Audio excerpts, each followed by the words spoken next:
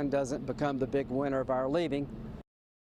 Joining me now, Spectator USA contributor Kelly Jane Torrance. Great to see you, Kelly. What do you make of Senator Graham's meeting with the president and how the U.S. proceeds with our troops in Syria? Yeah, Happy New Year, Dagan. I'm very happy to hear that President Trump is starting to listen to some of his American friends and advisors on Syria. Of course, he made the decision to withdraw United States troops entirely during a phone call with Turkish President Erdogan, and everybody was very shocked by this, including Lindsey Graham, actually, who had some very pointed remarks to make on different Fox networks about it. And I'm very happy that President Trump is starting to listen to his advisors. Of course, Secretary of Defense Jim Mattis actually resigned in part over Trump's decision to do this. I actually argued at the time that it might not be wise to get involved in Syria.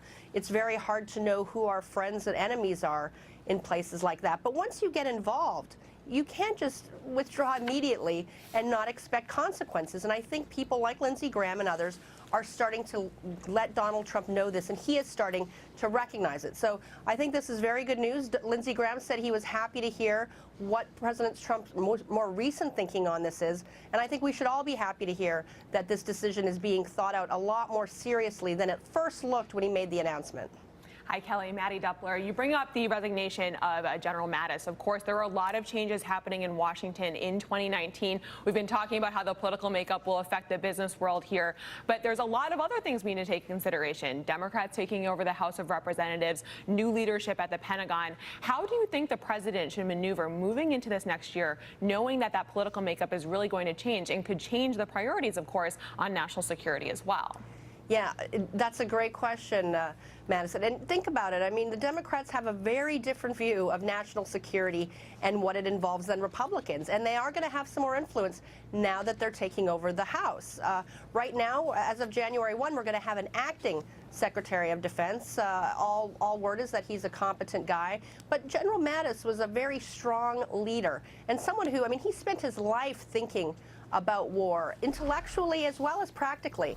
And I think Trump is going to, he's going to have a little bit of a hole there. And I hope he finds someone very strong to fill it. I think, President Trump relies a lot on the advice of his people. He does do his gut instinct a lot of the time, but a lot of these specific issues, things like Syria, he has got a big picture view of things, but he needs to talk to a lot of people who have more of an on-the-ground view of what's going on. So, with all of the different changes going on in Washington, a new chief of staff, new secretary of defense, I hope he finds some very strong people to fill those roles who know what they're talking about and are not afraid to tell the president what he might need to hear but not always want to hear. Right. The problem that many conservatives and Republicans had with this Syria decision, Kelly, is the gut instinct felt like what we saw under President Obama, that was what people rant and raved about for 8 years, and then boom, the same thing happens under President Trump. Mitch Rochelle has a question for you. Kelly, I just want to go back to what you're talking about with the vacancy of the defense secretary. One of the things that was noteworthy in the administration was how many military folks were in it, from chief of staff to defense secretary.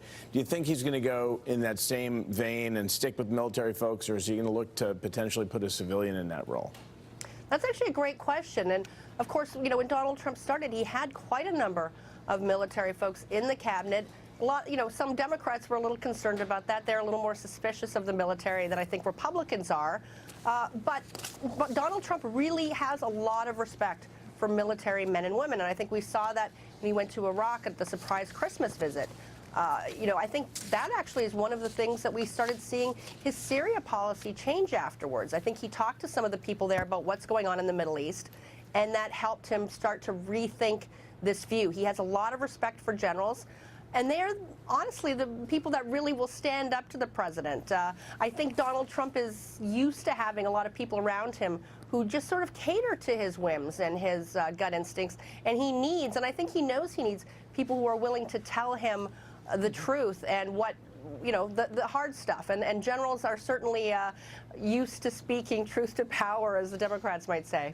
Yeah, certainly some of his trade advisors have been telling the president what he wanted to hear, and that so far we're still negotiating. Exactly. Vladimir Putin's message for 2019, the president of Russia sending out a New Year's greeting to world leaders.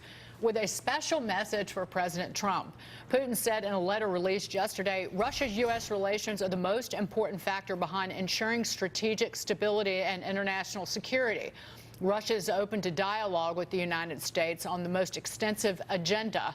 Your reaction to this, Kelly Jane? Yeah, it is kind of funny, isn't it, Dagan? Now, of course, Russia would say that the most important thing, the most important factor affecting international security and strategic stability is U.S.-Russia relations. Russia is constantly trying to build itself up to the sort of superpower status it had during the Cold War. But let's face it, it's really U.S. power and U.S. influence that is the most important thing, I think, for international security. And, Putin is interesting. He wants to talk to the U.S. He wants to, strengthen relations with the United States. But at the same time, he's sending letters to Assad, basically supporting what he is doing in Syria, which is killing his own people, which is something President Trump feels strongly about, and in fact had some limited strikes against Syria after Assad used chemical weapons again against his own people.